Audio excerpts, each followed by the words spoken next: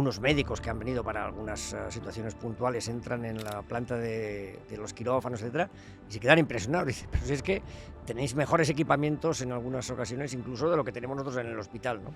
Ahora mismo sois 180 personas en el hospital con más de 80 veterinarios. ¿Cómo es para ti liderar un proyecto tan grande viniendo de una clínica que funcionaba muy bien, pero era mucho más pequeña a nivel de personal y de todo? Éramos 5. El hospital nuestro atiende unos 200 pacientes al día. 200 pacientes. 200 pacientes al día. Hace años operé un cocodrilo. Un cocodrilo que se fracturó una pata, se rompió el fémur, ¿no? Wow. Pues hemos operado tigres, lobos, linces. Sin ver los pacientes de dentro, ¿podría distinguir entre ese hospital y un hospital normal o prácticamente no? Yo creo que no. En España ahora 15 millones de perros y gatos versus 8 millones de niños. ¿Es esto un problema? 10 razas o animales, 10 palabras. Chihuahua, Perro bolso, pastor alemán, un mito. el gato, Es maravilloso. el canario. Yo llegué a tener como 90 o 100 pájaros en mi casa, Wow. a escondidas de mi padre. ¿Y cuál es la raza que tiene más enfermedades o más complicaciones? Pues dicho de una manera sarcástica, que entiéndase bien, siempre se decía que era el chollo de los veterinarios. Yo no quiero ser cursi, no quiero pensar que tengo 180 familias que dependen de mí, porque en fin, yo creo que dependerán cada uno de su casa y se buscarán la vida por otro lado. Pero cuando tienes 180 nóminas, o haces las cosas bien para que esto ruede, o el traspiés no tiene que contar cómo es, ¿no? And they just want you to settle and do the right thing. So get a good job, don't slack off. Wake up every morning, make a good impression on your boss. Don't do anything that I wouldn't do. And when you're making money, make sure you don't spend it too soon. Fuck that, I'll do what I wanna do. I got a different path from everyone and that includes you. Taking things Who so are you to seriously. tell me how to live life? In these times it feels like nobody's right. ¡Oh! Por fin. ¿Cuánto tiempo esperando este momento? Hoy es el último episodio de la temporada 1, así que tenía que ser muy especial y diferente. En España hay 15 millones de perros y gatos y solo 8 millones de niños o personas menores de 18. Cada vez hay más animales domésticos y cada vez hay más y mejores veterinarios con más especializaciones. El entrevistado de hoy, José Luis Puchol, viene a hablarnos exactamente de eso. ¿Cuáles son los retos que se enfrenta el sector de la veterinaria? ¿Cuáles son los problemas más recurrentes, tanto en pacientes, es decir, en los animales, como en los clientes? ¿Cómo se monta un hospital veterinario? Actualmente tiene un hospital donde trabajan 180 personas, uno de los más grandes de España, abierto 24 horas todos los días del año, donde hay más de 80 veterinarios. Porque normalmente cuando pensamos en veterinaria no lo asociamos con emprendimiento ni con grandes empresarios. José Luis ha conseguido hacer ambas cosas, ser uno de los veterinarios más reputados del sector y a la vez construir una empresa donde trabajan más de 180 personas. Con este episodio ya cerramos la temporada 1, volvemos en septiembre más fuertes que nunca, así que espero que os guste.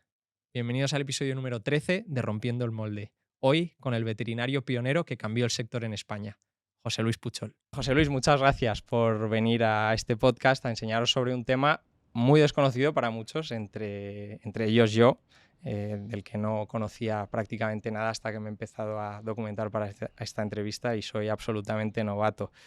Y demostrar nuevamente que el emprendimiento no entiende de sectores, que realmente se puede emprender en cualquier tipo de sector. Para empezar, siempre me gusta preguntar brevemente en 2 frases si nos puedes explicar quién eres y, sobre todo, qué esperarías que el oyente saque o aprenda de esta conversación. Pues buenos días en primer lugar, pues yo soy José Luis Puchol, soy veterinario, me dedico a la clínica veterinaria de pequeños animales desde hace muchos años, 40 y muchos años ya. En realidad el objetivo es de la entrevista, la tienes que dar tú, porque no he sido yo el promotor de la misma, pero lo que quizá sería interesante es que el público que la oiga entienda un poco en qué consiste la veterinaria, en qué consiste la actividad de medicina de los pequeños animales y qué recorrido hemos hecho durante estos años. Porque efectivamente cada vez me encuentro con más gente que pregunta, pero ¿cómo es posible que hayáis llegado hasta aquí? Esto no se parece mucho a la idea que yo tenía de una clínica veterinaria, etcétera. Pues quizá se pueda sacar una pequeña idea con esta entrevista. Seguro que sí. Para empezar, vayamos al inicio. ¿Por qué decidiste estudiar veterinaria? ¿Y tú tenías referentes en ese ámbito o fue algo que te salió Pues innato? no, yo no tenía ningún referente, familiarmente no había nadie que se hubiera dedicado a esto. La verdad es que de pequeñito, como se dice ahora, yo ya apuntaba un poco, ¿no? Yo recuerdo que cuando cumplí, pues no sé si 8 o 9 años, el regalo de cumpleaños de mi madre fueron unas gallinas. Gallinas que yo me ocupaba de cuidar. Ella me hacía las cuentas, se suponía que con los huevos ella me pagaba el importe de los huevos, o eso me decía, y luego con ese dinero compraba el pienso de los cuales yo me ocupaba. Así que, como ves, luego quedaba para unos chicles, no mucho más, ¿no?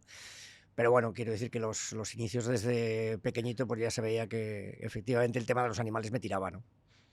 ¿Y en qué momento dices, bueno, yo voy a estudiar esto, me voy a dedicar a esto? Pues la verdad es que no hay un momento particular. Yo en origen, cuando acabé el bachillerato, pensaba estudiar biológicas. Ah, sí. Después conocí a un amigo que tenía, no sé si llamarlo una granja o qué, de animales más bien exóticos, ¿eh? Toda clase de bichos raros, y aquello me enganchó mucho y acabé pasándome de biológicas a veterinaria y bueno, allí seguí hasta que acabé la carrera. ¿Al acabar la carrera fundaste la clínica veterinaria directamente o hubo un proceso Pues de...? este amigo era veterinario, tenía una clínica de pequeños animales y yo ya desde el principio de la carrera yo pensaba dedicarme a los pequeños animales. Ujú. En aquella época era una cosa rara, es decir, yo ya pertenecía a una promoción muy numerosa, que éramos 250 o algo por el estilo, que ya para aquella época era un disparate. Y recuerdo que de todos los que estábamos allí éramos como 2 o 3 nada más los que se suponía que nos íbamos a dedicar a pequeños animales, ¿no? A la clínica de pequeños animales, que es lo que hago. Pero luego, curiosamente, cuando acabó la carrera, pues cuando acabé yo la carrera, resulta que ya un 20 o un 30% de los que pertenecíamos a aquella promoción ya nos dedicamos a los pequeños animales, y aquello se duplicó en los primeros años. Lo cual quiere decir que era una actividad un poco rara cuando yo estudiaba, pero luego al poco tiempo ya se convirtió en una actividad bastante habitual, ¿no? Ujú. De hecho, hay una gran parte actualmente de los que estudian la carrera que se dedican a la clínica de pequeños animales. Ujú. ¿Y cómo es ese proceso inicial de crear una clínica, la clínica veterinaria Puerta de Hierro? Pues yo trabajaba, iba como ayudante, como estudiante primero, sin cobro, obviamente, a la clínica veterinaria de aquel amigo.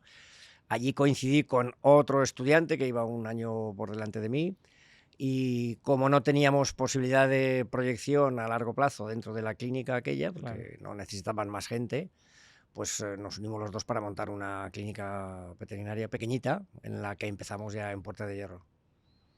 Y en ese momento tenías algunas nociones de cómo estructurar la empresa, o fue absolutamente... Absolutamente nada.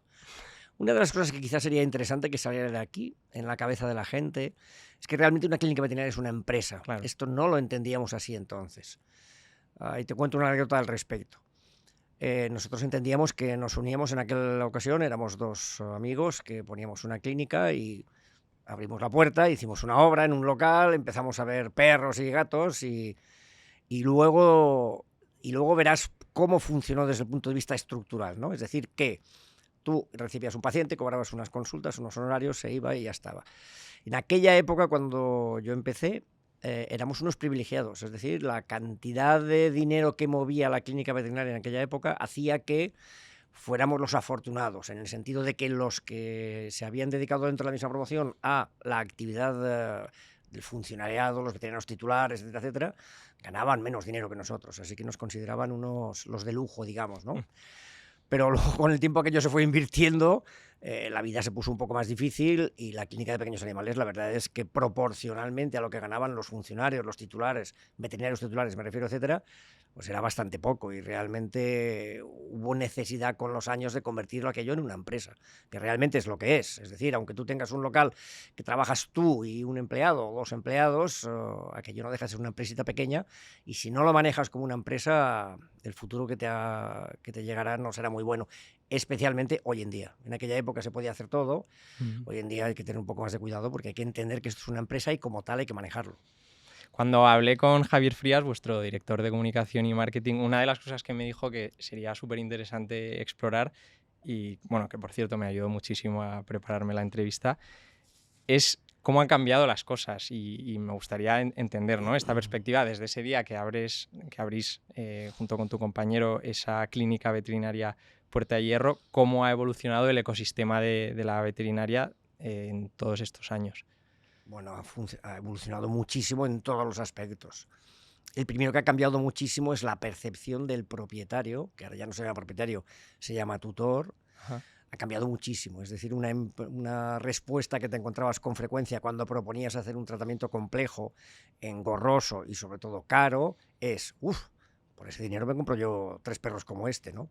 Entonces, esto era una barrera difícil de saltar. Hoy en día eso ha desaparecido. Incluso quizá hemos llegado hasta un poco más lejos de lo lógico y los propietarios están dispuestos a hacer lo que haga falta por su perro o por su gato. Nosotros somos un caso un poco especial porque no hacemos más que perros y gatos.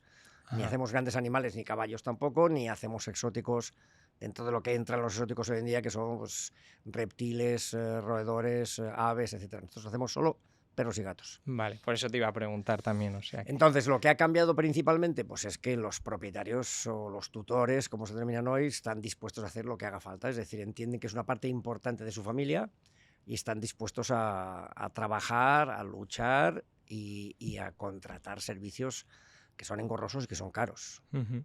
Y además de la percepción, ¿qué otras áreas han cambiado? La tecnología entiendo que Bueno, ha sido claro, un esto cambio brutal. es por la parte del propietario, ¿no? Del tutor.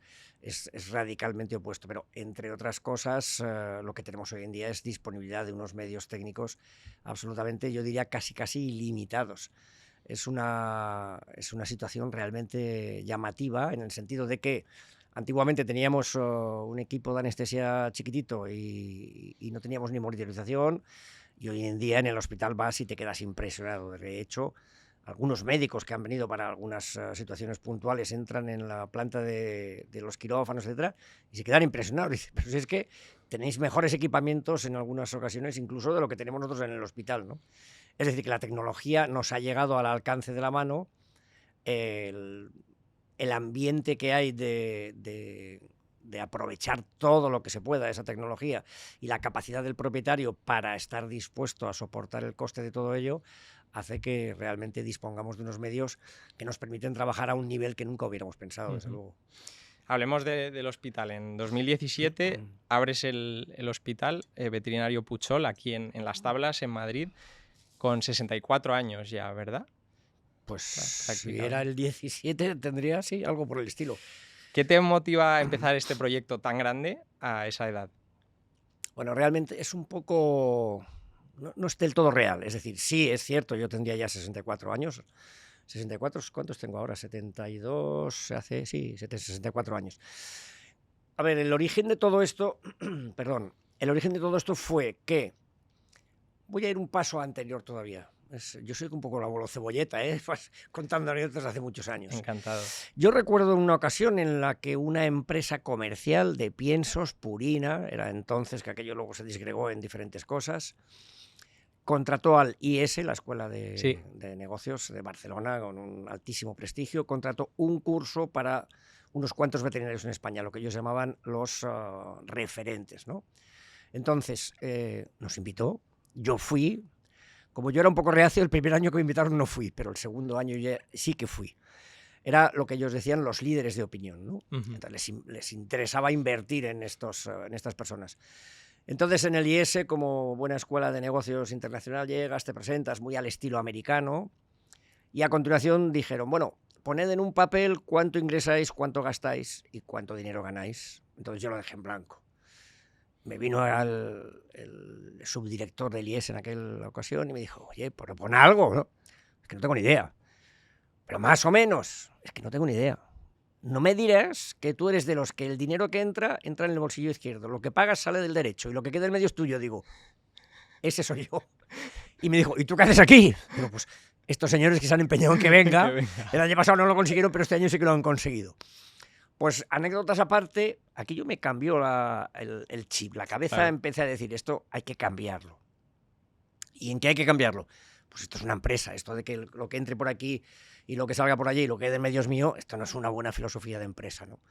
Entonces empecé a hacer un poco más una empresa, empecé a mirar qué sector, qué actividad de la clínica reportaba más ingresos, más gastos, en qué gastaba más dinero, en qué era más productivo. Esto poquito a poco lo fui mejorando con los años y llegó un momento en que dije, ¿qué ha pasado aquí? De repente este año me he quedado estancado, la clínica iba progresivamente subiendo poquito a poco y de repente me he quedado estancado. ¿Qué ha pasado? Así que empecé a revisar estos números, que afortunadamente ya los tenía un poquito organizados, y me di cuenta que la neurología concretamente había desaparecido. De repente en un año había hecho casos de neurología, cirugías de neurología, había hecho pues la cuarta o la octava parte, ¿no? ¿Qué ha pasado aquí? Bueno, pues en Madrid ha surgido una diplomada en neurología que ha puesto una resonancia magnética y, como se dice hoy en día, me ha comido la tostada, ¿no? Pues esto hay que hacer algo, lógicamente. Claro, había que tener todos esos datos para poder hacer una planificación. Así que la planificación fue, tengo que poner un TAC. Yo pensaba en principio en un TAC, ni siquiera en una resonancia. Bueno, pues como no me cabe en el local, voy a mirar el local de la derecha, el de la izquierda, el de enfrente, etcétera, para hacer un satélite chiquitito a la clínica. Aquello fue imposible, entonces empecé a complicarme la vida y a pensar, pues me tengo que ir un poco más lejos, pues si me voy más lejos tendré que cerrar esta clínica y abrir una más grande. Y si abro una más grande, hombre, ya prefiero que tenga, además de TAC, que tenga resonancia, y luego, si tenemos que tener ya una medio hospitalización, pues habrá que hacer un centro mucho más grande, así que voy a buscar un local más grande. Y buscando un local más grande y solares por todas partes, la verdad es que estuve varios años, pues 3 o 4 años por lo menos. Cuando finalmente compramos el solar donde tenemos actualmente el edificio del hospital, pues hubo que construir el edificio, todo eso llevó las licencias del ayuntamiento, no quiero contarte cuántos años nos llevó, pero otros 2 o 3, total, aquel proyecto se convirtió en 6 o 8 años, no recuerdo exactamente, lo cual quiere decir que si tenía 64 cuando abrí, pues es que yo realmente el salto lo di con 57, otra cosa es que no aterrizara hasta que tenía 64. Vale, entendido. Claro. 8 años, qué barbaridad. Claro, aquí hablabas de la empresa, ¿no? Y de cómo gestionar la empresa. Una de las cosas que me encantaría explorar es, normalmente cuando la gente piensa en un veterinario, no piensa en un empresario. De hecho, muchas personas con las que he hablado y les digo, mañana voy a entrevistar a un veterinario con una amplia trayectoria. Pero se sale un poco, ¿no?, del tipo de perfil que tú haces. Y le digo, no, él es emprendedor, es empresario también. Claro, tal. O sea, como que a la gente de primeras le choca un poco y le parecen como 2 mundos distintos. Ahora mismo sois 180 personas en el hospital, con más de 80 veterinarios. ¿Cómo es para ti liderar un proyecto tan grande viniendo de una clínica que funcionaba muy bien, pero era mucho más pequeña a nivel de personal y de todo? Éramos 5. Me parece increíble que la mayoría de las personas que veis este podcast de manera recurrente aún no estáis suscritos al canal. Si te gustan los episodios, te resultan interesantes y quieres que siga subiendo contenido de calidad, este es el momento de suscribirte. Yo, a cambio, me comprometo a ir subiendo el nivel en cada episodio. Muchísimas gracias por tu apoyo. Volvemos al episodio. Pues a ver, cuando ya compramos el solar, llegamos a un acuerdo con el banco, que era el propietario del solar, un solar que se le había quedado enganchado al banco, y llegamos a un acuerdo porque, claro, que yo era enorme para lo que yo quería. Entonces el acuerdo fue, construimos un edificio de estas características, medio edificio es para ti, banco, y medio edificio es para mí, veterinario. Pero era la época en la que el Banco de España les sacudía todos los días a los bancos, tenían una inspección semanal del Banco de España, y en una de las revisiones, porque yo tenía buen contacto con el director del banco y me iba contando estas cosas, en una de las inspecciones el Banco de España dijo, oye, tú eres un banco, ¿qué es esto de hacer negocietes con tus clientes? No. El edificio se lo queda a tu cliente y tú te dedicas a la banca, que es tu oficio. Era una época en la que les tenían muy atados el cinturón, ¿no?, a los bancos. Total, que cuando el banco me dijo, oye, tienes que darte el edificio entero, dije, ni hablar, ¿qué hago yo con este monstruo, no? Y mira, empezamos poquito a poco y en 5 años hicimos 3 reformas integrales del edificio porque se quedó pequeño. Y yo hice cuentas y dije, bueno, pues si tenemos que poner hospitalización, pues harán falta 2 o 3 personas. Si tiene que poner tal, unos de recepción, no sé cuántos. Entonces yo dije, bueno, podemos ser 13 o 14. Con los ingresos que hay en Puerta de Hierro, en la clínica de la que procedíamos, podemos pagar el salario de 13 o 14. Así que podemos empezar con 13 o 14 y malo será que no seamos capaces de pagar todos los gastos, ¿no?, incluyendo las nóminas, lógicamente. Pues esto era el año 2017, ¿no? Y de los 13 o 14, por cierto, ya fracasamos en los números. Cuando empezamos éramos 17. Este fue el primer error, pero bueno. Y ahora somos 180, es decir, esto ha sido un crecimiento increíble, continuo. Claro, y tenéis que tener un departamento de recursos humanos fuerte para gestionar tanto personal. Claro. En general tenemos muy poca rotación, afortunadamente, pero hay una cierta cantidad de rotación, por 2 razones. Una, porque esto es una pirámide, a fin de cuentas. En la base de la pirámide, y hablo solamente ya de la profesión, como veterinarios, pues hay gente joven, por cierto, ponemos unos requisitos enormes para entrar, ¿eh? No alguien que acaba la carrera no tiene acceso, por las circunstancias, ¿no? Entonces, si entran 12 internos o rotatorios, no sé cuántos son, 10 o 12 o 14 cada año, no los 14 se quedan a trabajar en el hospital, porque si no, esto sería una bomba, ¿no?, que explotaría.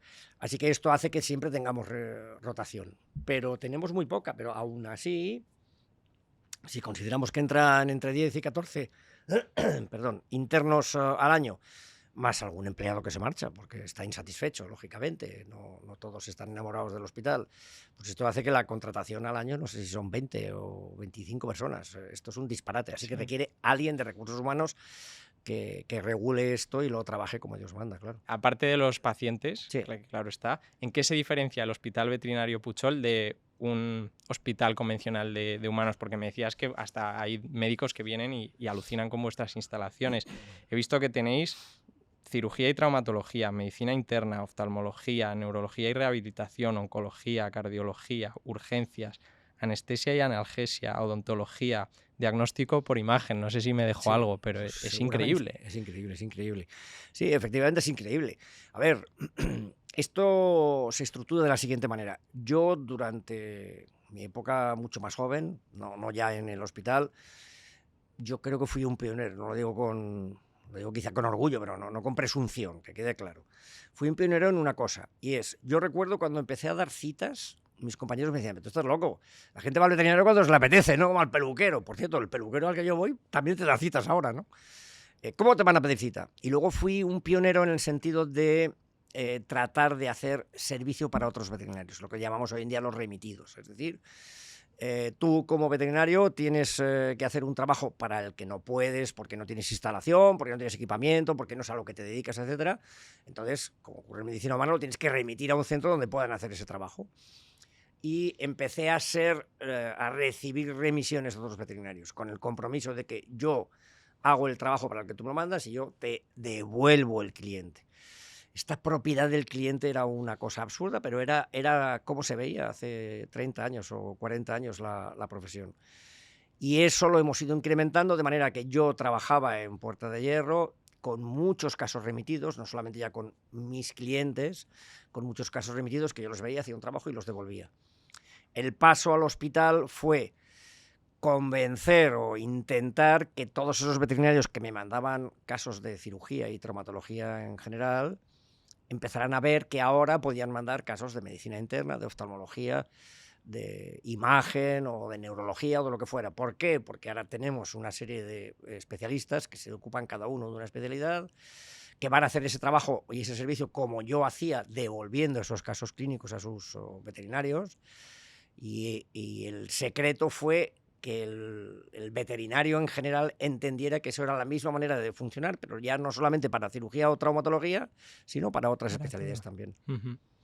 Y actualmente, ¿cómo funciona la estructura del hospital y cómo podría una persona, ¿no? sin ver que hay, sin ver los pacientes de dentro, podría distinguir entre ese hospital y un hospital normal de humanos solo con entrar y verlo o prácticamente no? Yo creo que no. El funcionamiento es exactamente igual que un hospital de personas.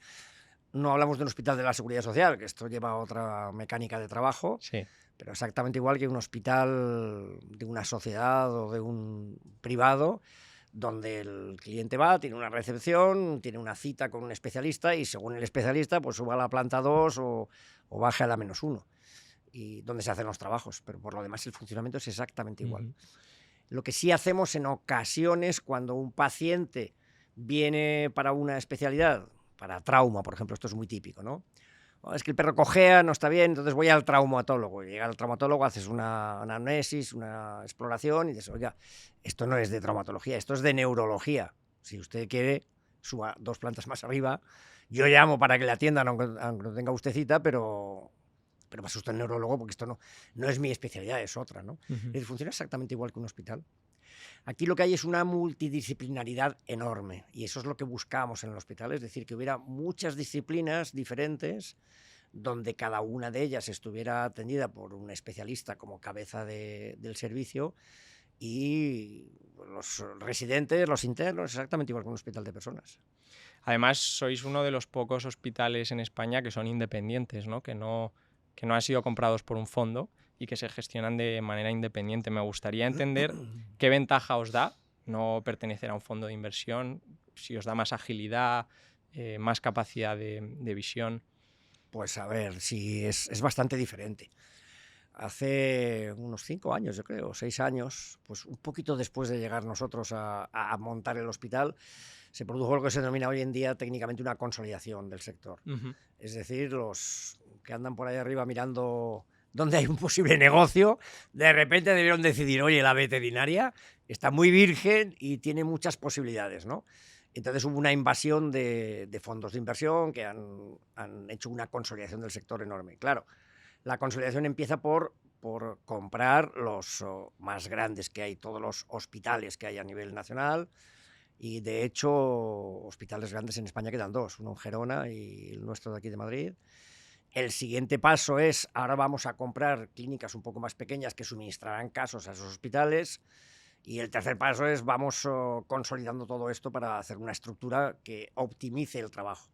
Teóricamente la idea no es mala, es decir, yo entiendo que montar un gran grupo, un corporate, ¿no?, como les llaman ahora, pues tiene la ventaja de que puedes centralizar los recursos humanos, puedes centralizar los servicios en ocasiones, pues yo qué sé, de laboratorio o la gestión, la administración, todo eso lo puedes llevar centralizado. Así que la idea en principio no es mala. ¿Cuál es el inconveniente? Pues que nosotros tenemos una agilidad que ellos no tienen. Es decir, el hospital está desde el director hasta el último peón del hospital, está en el hospital, la capacidad de decisión está toda dentro del mismo edificio y si hay que tomar una decisión o hay que planificar algo, se hace de este despacho del despacho de al lado. No necesitamos escalar a que pase a un estamento y luego a otro, y luego a otro, y luego a otro. Te cuento una anécdota. En una ocasión me comentó un cirujano que trabajaba en un fondo de inversión grande, en un hospital grande, que fue a un congreso, no sé dónde, y una empresa que estaba desmontando un stand le dijo, oye, si quieres este equipo, te lo doy por la mitad de precio, porque no quiero embalarlo para llevármelo a casa otra vez. Oh, espérate. Llamó a su centro. Ah, pues espérate, que llamo al otro, y luego llamo al otro, y luego llamo al otro, y cuando aquello se terminó de desmontar, el equipo ya no se lo quedó él. Claro. Nosotros tenemos una capacidad de decisión, pero no solamente para comprar un equipo, sino para todo enorme. Y luego toda la planificación se hace pensando en el desarrollo del hospital. Digamos que no tenemos encima a alguien que nos esté fiscalizando, que esté mirando esos Excel donde viene todo reflejado de cómo van las cuentas, si has hecho 3 consultas más este mes o 2 menos. Y como no nos debemos a eso, pues podemos planificar mejor el que vamos a apostar por un servicio para que se desarrolle más, y aunque todavía no tenga una clientela suficientemente importante que justifique el tener otra u otras 2 personas más, si nosotros vamos a promocionar ese servicio y vemos que ese servicio va para arriba, pues podemos invertir en personal y en equipamiento, etcétera, para promocionar ese servicio, aunque las cuentas no salgan, porque no tenemos que darle cuentas a nadie, las cuentas son todas nuestras, ¿no? Y como en realidad el hospital no ha repartido en 7 años, no ha repartido beneficios, todo se ha reinvertido, que yo creo que es uno de los éxitos del emprendimiento, no tener necesidad de sacar rendimiento económico, sino reinvertirlo todo, los esfuerzos y el dinero, pues eso te permite competir con mucha más agilidad y con mucha más facilidad, porque no tienes que dar cuentas a nadie tienes que dar cuentas a que cuando lleguen las nóminas las puedas pagar, pero quitando eso no tienes que dar cuentas a nadie, no sale un Excel donde diga, oye, lo estás haciendo mal, ¿no? Me imagino que se os habrán acercado bastantes fondos. ¿En algún momento se os ha pasado por la cabeza vender o siempre habéis querido ser independiente? Cuando empezaron los grandes fondos a venir, los grandes fondos europeos, pues era un rosario. Todos los días era un poco cansino porque es que siempre era la misma historia. Yo por educación les recibía siempre, pero yo les decía, buenos días, soy José Luis Puchol, esto no está en venta, si quieres seguir. No, si no venimos a eso, vale, pues seguimos hablando, ¿no? Entonces ellos te hacían una exposición siempre muy trabajada y muy bien hecha, y cuando terminaba la hora o hora y media que durara aquello, encantado, ya te dije que esto no estaba en venta, gracias y hasta otro día, ¿no? Esto fue una sucesión de uno tras otro. Poco a poco empezaron a entender que esto no estaba en venta y entonces pasaron a una segunda etapa en la cual lo que querían era tener una buena relación contigo, pues si algún día caía la breva, Claro. ¿no? Entonces, pues de vez en cuando, cada año o 2 años venían, ¿cómo vais? No sé cuál, es decir, una conversación cordial, ya sin un ánimo directo de acabar la conversación firmando un contrato. Y eso ha pasado ya a una época donde ya piensan, este tío es irreductible como los galos, ¿no?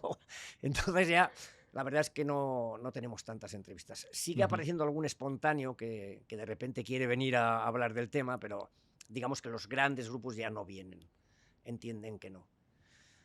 Luego aquí había una cuestión importante y es la edad. De la edad no perdona a nadie, ¿no? Como tú dices, si yo abrí con 64, fíjate, no me acordaba ni qué edad tenía cuando abrí. Pues llega un momento que dices, bueno, este tío un día va a parar, ¿no? Y ese día hay que estar cerca por si viene la oportunidad. Pero yo tengo una particularidad, es que no tengo hijos, pero tengo un ahijado que empezó conmigo cuando era así de pequeñito, haciendo las cuentas en la clínica, etcétera, etcétera, pero que luego estudió E3, así que tiene una formación empresarial que no tiene nada que ver con la mía, que empezó su trabajo en una boutique financiera y después del mundo financiero empezó a echarme una mano en el hospital, luego se fue integrando más progresivamente, luego yo tuve una enfermedad grave que me duró unos cuantos meses y entonces él ya se implicó absolutamente y luego ya se ha quedado y ahora él es el director del hospital.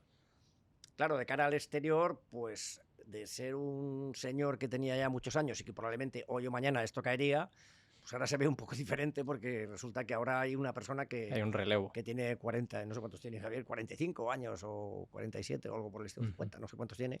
Lo cual quiere decir que a menos por ley de vida esto no va a caer. Por otra circunstancia, pues ya veremos. Claro. ¿Hay suficientes veterinarios en España? Yo creo que sí. Lo que ocurre ahora mismo es que quizás los veterinarios no están muy bien orientados. Es decir, los veterinarios en general, los jóvenes, quieren todos trabajar en la clínica de pequeños animales y la clínica de pequeños animales es muy esclava. Es decir, esto es un trabajo donde estás al servicio del paciente y del cliente, de los dos. Los médicos en general están al servicio del paciente, pero no del cliente, porque el cliente no existe. El cliente es papá Estado, ¿no? Aquí no, aquí tenemos paciente y tenemos cliente. Y estar al servicio del paciente cuando lo necesita y del cliente es bastante esclavo. Entonces, aunque hoy en día está todo muy regularizado, tenemos un convenio colectivo que te impone unas horas muy estrictas, porque antiguamente esto era desde que sale el sol hasta que se ponga. Ahora no, ahora está todo muy regulado ya, pero aún así requiere muchísima dedicación. Y muchas veces los jóvenes no están tan dispuestos a tener esa dedicación y esto hace que esté creándose una situación un poco incómoda en ese aspecto. Esto es un problema. El segundo problema es que parece que hoy en día si no eres el superespecialista no vales para nada, ¿no? Y esto es un error como una casa. Quiere decir que las pirámides tienen una punta pero tienen una base. Y si tú quieres dedicarte a una cosa, no necesariamente, no todos podemos ser los grandes especialistas, los diplomados europeos. Yo no lo soy, de hecho. Y parece que si no eres el gran especialista, si no haces una diplomatura, no sirves. Y entonces esto hace que cueste encajarse un poco en que, oye, que no pasa nada por ser un médico de cabecera. Pues pasa un poco en la medicina humana, que luego los médicos de familia no hay, se quedan las plazas libres, ¿no? Y el superespecialista está súper discutido y disputado, ¿no? Y esto pasa un poco también en veterinaria. Pero en realidad hoy en día hay un montón de facultades. Cuando yo estudiaba había 4 y ahora hay 14 o 16 o 18, no sé cuántas hay. Es decir, que en realidad yo creo que como número como tal no hay. Y en cambio tú con 72 años decías que hay gente joven, ¿no?, que le cuesta esa disposición de estar constantemente pendiente de tanto el cliente como su mascota. Tú tienes 72 años y sigues trabajando. Sí. ¿Qué te mueve? Pues que me apasiona el trabajo. Yo llego tarde por las mañanas, porque debido a esta enfermedad que tuve, sigo en rehabilitación todavía, 4 años después. Así que yo llego, los días que tengo rehabilitación, llego a las 12. Los días que no la tengo, si la tertulia política está animada en televisión, después de desayunar me meto a la cama y veo la tertulia política y entonces llego a las 11 o por ahí, ¿no? Si la tertulia está aburrida, pues entonces llego antes. Pero yo salgo a las 8:30, 9 todos los días. Es decir, hay un telediario que me gusta de las 9 de la noche, no voy a decir cuál, para que no me tachen de otras cosas, y es a las 9 de la noche. Me apetece siempre llegar a este telediario porque la verdad es que me parece fantástico el locutor, ¿eh? Es el Vicente Vallés, ¿no? Y la mayoría de los días me lo pierdo. Quiere decir que yo, mi idea es salir siempre como muy tarde a las 8:30 para llegar a casa, poder cenar y ver el telediario, y me lo pierdo la mayoría de los días. Eso quiere decir que hago muchísimas horas. De hecho, cuando salgo del hospital, el parking del hospital, no el de clientes, que por supuesto ya está cerrado, sino el de empleados, incluso está ya vacío la mayoría de los días. Entonces, ¿qué te mueve con 72 años al estar allí currando? Pues me apasiona el trabajo y lo disfruto muchísimo. Qué bonito. Ojalá todos encontrásemos esa pasión que tienes tú. Siempre me gusta entender cómo es el día a día, ¿no?, de las personas que vienen aquí para que la gente se pueda imaginar cómo es su vida. Por ejemplo, ¿cómo fue tu día ayer martes? Más en detalle, ¿no? Me contabas, pues llegas al Ayer martes hospital. tuve rehabilitación, gimnasia, llámalo como quieras, ¿no? Vale, llegaste a las 12. Llego a las 12, ¿vale? más o menos, no recuerdo. Yo opero ahora ya poco. Opero todavía algo porque me gusta y no lo dejo, pero opero ya poco. La mayoría de lo que hago es consultas. Consultas generalmente de traumatología y luego me como algunos marrones. Cuando hay un problema, generalmente con un cliente, no con un paciente, si hay un problema, yo voy a resolver el problema, doy la cara, si me permite la expresión, trato de solucionar el problema, trato de enfocarlo con un poco más de perspectiva, un conflicto que pueda existir. Yo como en el despacho un tupper, como se llama ahora, ¿no? Una fiambrera, que se llama en mi época, y de comida que me llevo de casa.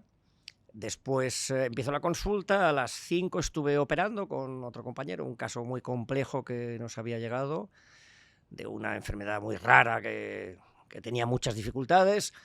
Terminé y me tuve que ir corriendo a las consultas que me había dejado colgadas, etcétera, y a las 9:15 me fui del hospital para casa. O sea, estuviste después de operar consulta tras claro, consulta. Consulta tras consulta, sí. Me gustaría... Bueno, antes me comentabas que hacéis solamente perros y gatos, ¿no? Solo. ¿Has trabajado también con otros animales en el pasado o durante toda tu trayectoria has estado...? Como trabajo exclusivamente perros y gatos. Uh-huh. Anecdóticamente, a veces esto se extiende. Por ejemplo, hace años operé un cocodrilo que se fracturó una pata, se rompió el fémur, ¿no? Wow.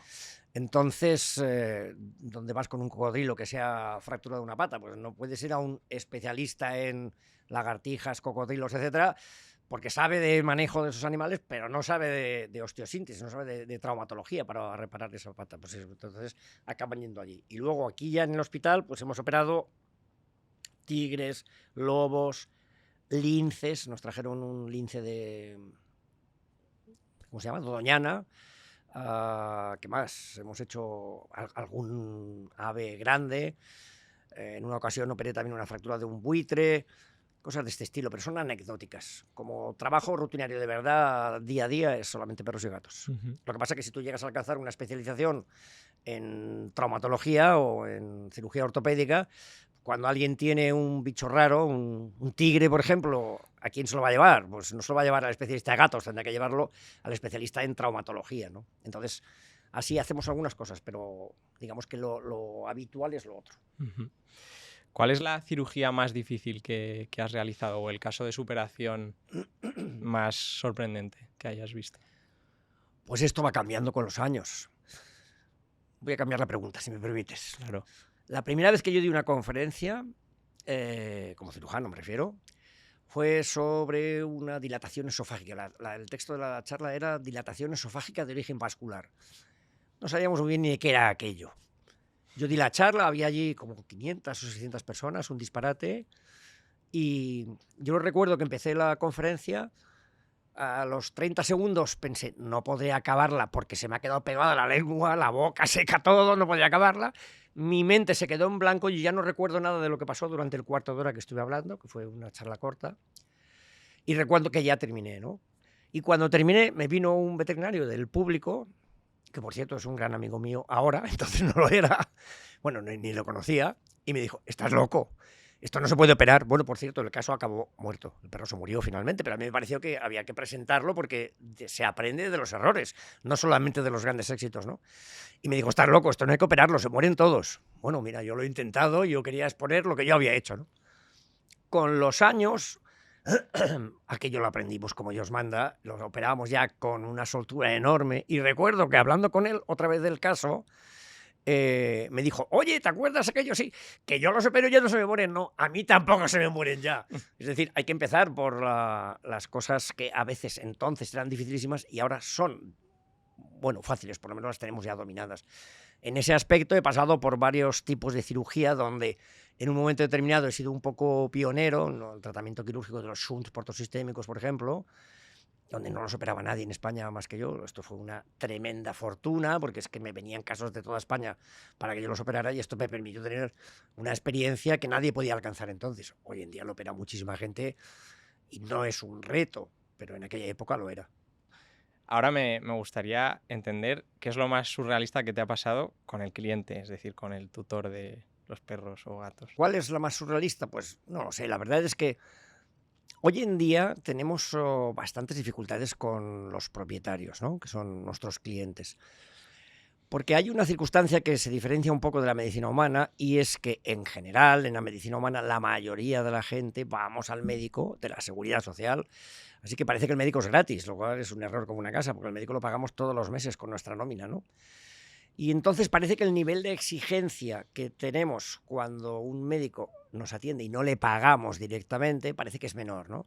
Entonces nos encontramos de vez en cuando con propietarios, oiga, es que yo ya me he gastado no sé cuánto dinero en el hospital. Yo les digo, pero vamos a ver, yo cambiaría esa frase, yo diría, oiga, nosotros hemos hecho un trabajo con su animal por importe de tanto dinero. Véalo de esa manera, ¿no? Entonces parece como que algunos consideran que como ellos han invertido esfuerzo y dinero, tienen derecho a resultados. Y los derechos no pueden ser. La medicina no es matemática. 2 y 2 son más o menos 4, pero a veces son un poco menos y a veces un poco más. Y los recursos no se pueden estirar hasta el infinito. Y la vida de los animales tampoco se puede estirar hasta el infinito. Así que en no pocas ocasiones nos encontramos con propietarios que no entienden esta situación. No quiero dar algunos detalles de algunos casos porque he tenido esta semana algunos que te resultan patéticos. Es decir, cuando un animal llega un momento que ya no puede ser más y se muere, pues esté usted tranquilo que usted ha hecho todo lo que estaba en su mano. Nosotros creo que hemos puesto por nuestra parte todos los esfuerzos a nuestra disposición para intentar salvar a su mascota, a su perro, a su gato, lo que sea. Pero hay veces que llegas al tope y no puedes más, ¿no?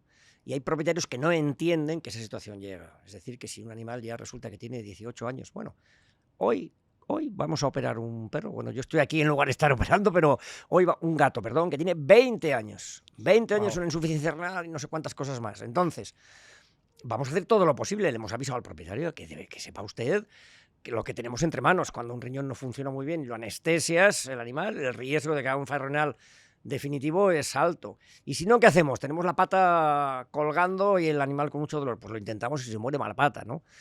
Pero hay propietarios que no aceptan, que hay veces que llegamos al final y que no se puede hacer. Y esto crea situaciones un poco fuera de la realidad, pero que tenemos que asumirlas, no queda más remedio.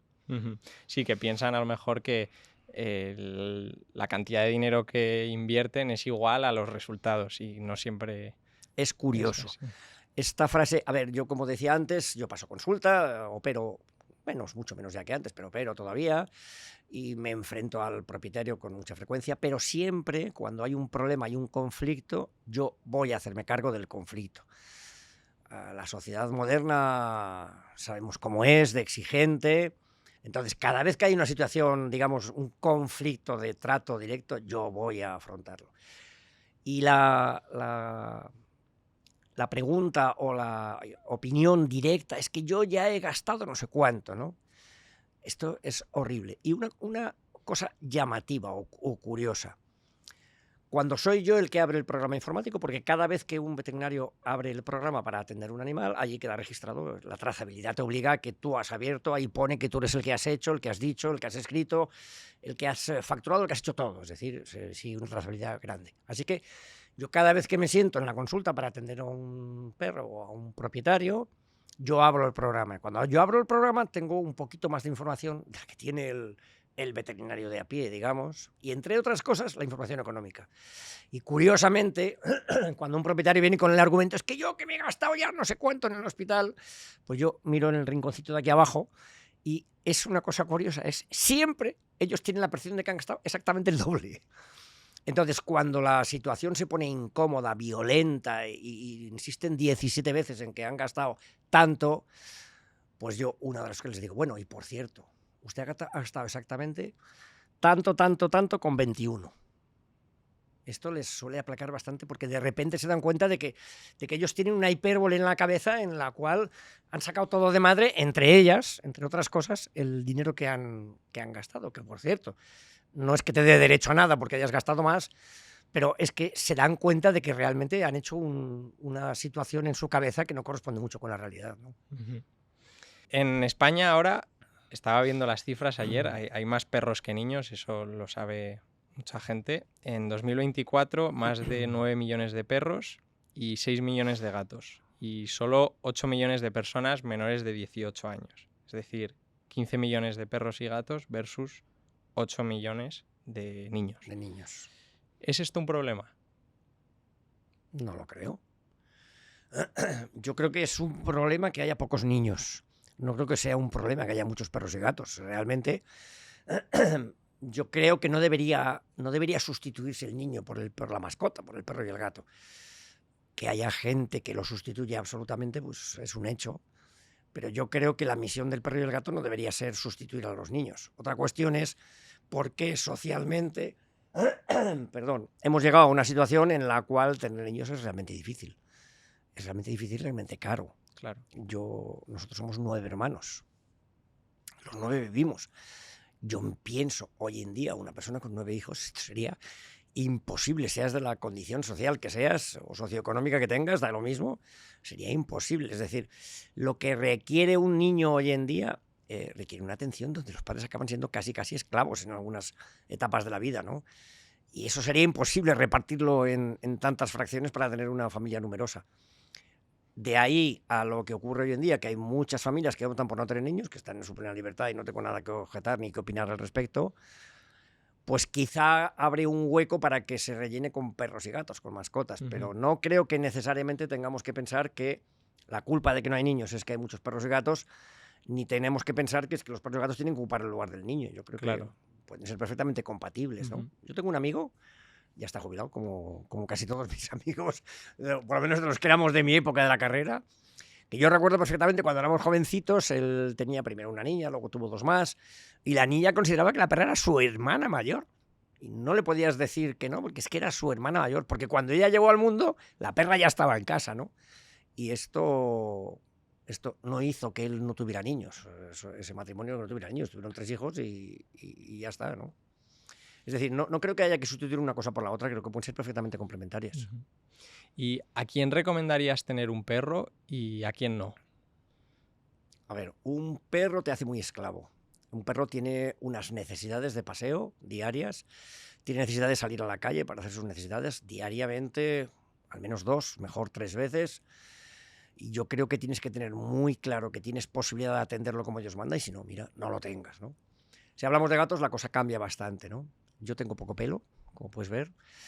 Yo vivo solo, entonces en mi casa yo pensé, aquí no tiene que haber muchos pelos. Entonces yo tengo gatos, tengo 2 gatos, uno de ellos además sin pelo, así que eso mancha poco. El otro tiene el pelo rizado, que tampoco mancha mucho. Pero digamos que yo he puesto como premisa el que mancharan poco, pero sobre todo el que fueran animales donde yo pueda salir a las 8 de la mañana y volver a las 10 de la noche. Y los gatos, sobre todo si tienes 2 que se hacen compañía uno al otro, pues pueden estar perfectamente 10 o 12 horas solos en casa que no pasa absolutamente nada. Pero yo creo que el límite en el perro es que tu capacidad de poder atenderle sea suficiente y si no, no deberías tenerlo. Hablando de eso, de capacidad de atender, ¿Cuál es el error que como veterinarios veis más común en el cuidado de los perros o de los gatos? Pues quizá que hay propietarios que no aceptan la situación. Es decir, se crean situaciones, así como antiguamente, si me da problemas, me lo quito del medio. Si me cuesta caro, me lo quito del medio porque por ese dinero compro 3, como decía anteriormente. Hoy en día hemos pasado un poco a la barrera contraria, ¿no? Es decir, hay propietarios que no aceptan la situación, que es insostenible desde el punto de vista moral, para mantener situaciones clínicas que son realmente insostenibles, y no lo aceptan y continúan y continúan y continúan. Voy a poner ejemplos porque lo puede oír algún propietario que se sienta identificado, pero realmente hay veces que nos encontramos con situaciones que son poco sostenibles desde el punto de vista de la humanidad. No sé si esto es un concepto aceptable o no. Es decir, llega un momento en que no me parece que sea demasiado humano mantener una situación clínica que es, uno, irreversible y dos, insoportable desde el punto de vista del cuidado o desde el punto de vista del sufrimiento del paciente en este caso, ¿no? Hay propietarios que no aceptan las situaciones y se resisten hasta el fin del mundo con ellas.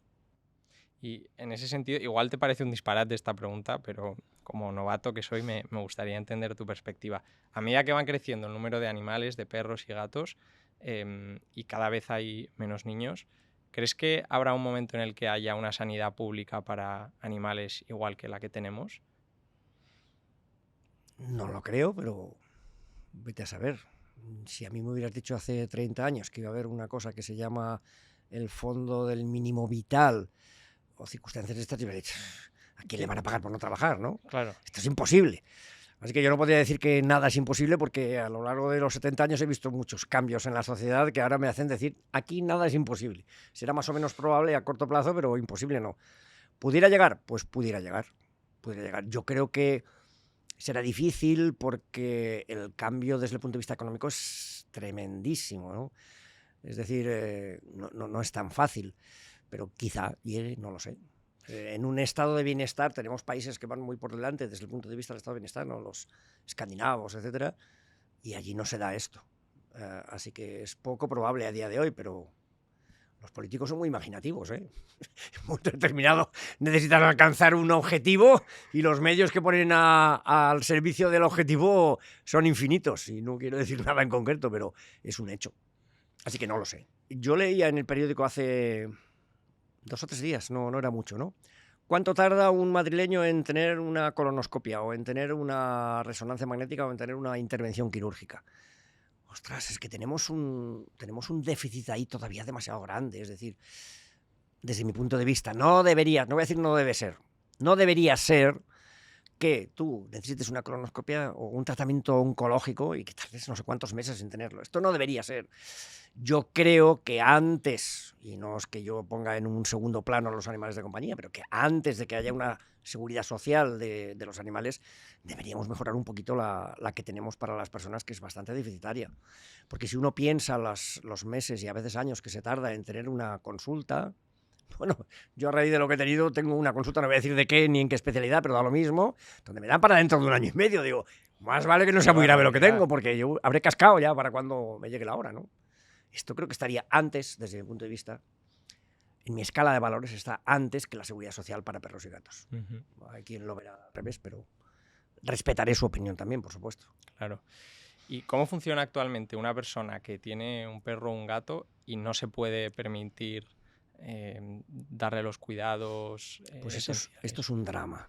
Nos encontramos con situaciones en las que un animal no requiere porque es mejor, requiere porque realmente es imperioso un tratamiento y el propietario no puede afrontarlo, el tutor, ¿eh?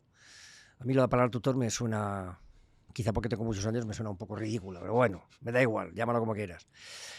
No puede afrontarlo. Pues esto es un drama realmente. En otros países que están más avanzados en este aspecto, por ejemplo el Reino Unido, tiene las charities. Las charities son unos centros de atención que o son gratuitos o el pago es muy moderado o es voluntario. Es decir, tú vas, te operan el perro, casi ninguno es gratis. Tienes que hacer un esfuerzo porque si no esto sería un desmadre. Pero donde los precios son muchísimo más baratos porque están subvencionadas por fundaciones, yo qué sé, algo por el estilo. Entonces, nosotros, en nuestro caso, ¿qué hacemos? Pues nosotros tenemos un acuerdo con una empresa una financiera, no es un banco al uso, es una financiera que tiene mediante la tarjeta de crédito, si tú eres español, ya sé, y si no eres español, ¿qué? Tienes que tener DNI español, tienes que tener una tarjeta de crédito, tienes que no estar en la lista de los morosos, esa que tienen por ahí los bancos. Si reúnes esas condiciones sobre la marcha, en el minuto 1 te hacen una financiación. Tienen un límite, creo que es hasta 2.400 euros, es decir, que tú te sientas allí con la secretaria de recepción, tienes que tener una tarjeta de crédito y tienes que tener no estar en la lista de morosos, lógicamente, pero te lo hacen en el minuto y tú eliges, pues voy a pagar de una vez, en 2 plazos, en 6, en 12, lo que sea. La tarjeta de crédito tiene que tener un plazo de vida, lógicamente, que alcance el periodo que tú quieres subvencionar. Y de esa manera, la verdad es que se financia bastante bien y se resuelven bastante bien las cosas. Es un tema externo a nosotros no somos una financiera ni queremos convertirnos en ello, pero digamos que damos ese servicio que a través de una financiera externa, el que quiere, pues lo puede hacer. Me imagino que es algo que también está incorporando otras clínicas. Claro, esto se hace ya en todas, bueno, vale. Supongo que en todas las clínicas hoy en día. Ajá. Una cosa es que el hospital, como es muy grande, pues la financiera esté más dispuesta a ponerte allí el TPV ese directo, etcétera, pero yo creo que eso se hace hoy en día en todos lados. Ten en cuenta que el hospital nuestro atiende unos 200 pacientes al día. 200 pacientes al día. Claro, 200 pacientes son muchos. También hay veces que algún propietario me pregunta y le digo, mire ¿usted consideraría que es una buena tasa si el 99% de los que entran están satisfechos? Hombre, estaría muy bien. Pues esto quiere decir que todos los días hay 2 pacientes que se van disgustados. Piensan que lo hemos hecho mal. Con razón o sin ella, no lo sé. Pero si atendemos 200 pacientes, entre los hospitalizados, los que vienen, las consultas, los de las cirugías, etcétera, etcétera, si entran 200 pacientes y si solo el 1% se van enfadados o disgustados o consideran que hemos hecho un mal trabajo, quiere decir que todos los días tendremos 2 enfadados. Esos son muchos, ¿eh? 2 cada día son muchos. Esto te mina la moral. Hay otra cosa que yo siempre digo también y es un propietario, un tutor, encantado, te da las gracias, son efusivos, hay algunas incluso. Perdóneme, le voy a dar un beso. Bueno, pues venga, dé un beso, ¿no? Pero señores mayores generalmente no suele ocurrir, los jóvenes no hacen estas cosas. Pues es cierto que la mayoría se van encantados, pero también es cierto que cuando uno se ha cabreado, voy a usar la palabra cabreado porque no es enfadado, es cabreado, no ha llegado al coche, ya se ha metido en internet y ya te ha puesto allí golfos, sacacuartos, solo les interesa el dinero. Y esto pues es la realidad de lo que vivimos hoy en día. ¿Qué se le va a hacer? Claro, que una reseña negativa pesa más que las positivas. Bueno, sobre todo es que yo cuando voy a un sitio y me encuentro especialmente bien atendido, lo suelo decir. Y ahora que tengo el hospital, si me hace falta me meto. Pero yo no tengo redes sociales, yo no puedo meterme en Google para poner una opinión, ¿no? Y, aunque sí que se lo digo a las personas. Pero el que está cabreado, no tarda. No ha llegado al coche y ya te ha puesto una reseña demoledora. Sí. Y luego Google es quien es. Yo no sé si estas cosas se pueden decir en público, pero pone reseñas más relevantes. Oiga, si hay 100 muy buenas y hay 4 horrorosas, ¿por qué usted considera que las relevantes son las 4 que te despellejan ahí, no? Pues no lo sé. Esto debe ser parte del negocio de Google, para hacer esas cosas, supongo. ¿Cuál es la razón más común por la que la gente lleva a sus perros o gatos al veterinario? ¿Cuáles son? ¿Hay algunas enfermedades o casos que son muy recurrentes? Bueno, desde el punto de vista estadístico, sí, claro. En la práctica hay de todo. En mi caso también, porque como me dedico a la traumatología, pues el ligamento cruzado roto es mi especialidad, es lo que más veo, ¿no? Aporta poco desde el punto de vista profesional, pero bueno, es interesante porque lo resuelves y la verdad es que cuando tienes un problema con un paciente y un tutor y lo puedes resolver, a mí me parece fantástico, es muy agradable. Cuestión económica aparte.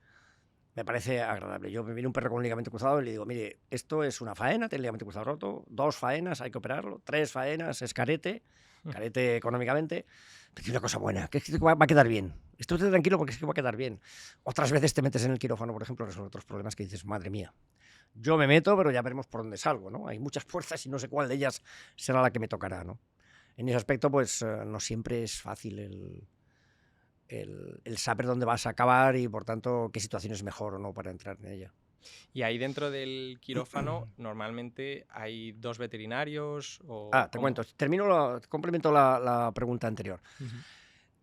Esto hace que en cada especialidad hay una serie de casos más frecuentes. Los neurólogos lo que más que ven que son pues, hernias discales, lógicamente, ¿no? Bien, pero independientemente de eso, hay situaciones que son estacionarias. Por ejemplo, en esta época lo de las espigas es una cosa horrorosa. Entonces, todas las semanas operamos varios perros de complicaciones por las espigas. Espigas que entraron por la nariz o por la boca o por una heridita en un pie o por donde sea, que progresan y progresan. A veces entran por la nariz, atraviesan la tráquea, el pulmón, acaban en el abdomen. Wow. Y claro, seguir todo ese trayecto y encontrarla después, aún teniendo disponibilidad de ecografía, de TAC, de resonancia, de todo, a veces son cirugías realmente complejas. Entonces eso sí es estacional y sí, en esta época está todo el día lleno el hospital de espigas, ¿no? Y otras cosas pues no, son más aleatorias y vienen al trun, digamos, ¿no? Ujú. Y te preguntaba el quirófano por dentro. Ah, sí, ¿cómo es un quirófano? Pues Sí. a ver, cuando yo era joven, o sea, hace mucho tiempo, pues éramos hombre orquesta. El cirujano cogía al perro, le ponía una vía, le pelaba, lo lavaba, lo desinfectaba, lo pasaba al quirófano. Él llevaba la anestesia, estás ahí casi sin monitorización. Después ponías el campo quirúrgico, lo operabas, lo cosías, le lavabas luego la tripa y lo llevabas a donde fuera, ¿no? Pero esto era antes. Hoy en día, pues ahora hay un auxiliar que es el que se ocupa del perro. Después entra el anestesista que solo se ocupa de la anestesia. Pone la vía, lo anestesia, lo intuba, etcétera, etcétera. Y luego se mantiene ahí al lado del perro o del gato hasta que se despierta. Después hay un auxiliar que lo pela, prepara el campo quirúrgico, lo lava, lo desinfecta y lo pasa al quirófano. Después hay el cirujano y el veterinario ayudante de la cirugía y el auxiliar que está para, oye, dame una sutura de tal tipo o un tornillo de tal otro. El anestesista, que tiene un taburete ahí al lado, que yo siempre les digo, te pone el culo cuadrado, que vas a salir ahí sentado en el taburete al lado del perro, comprobando que la anestesia va adecuadamente.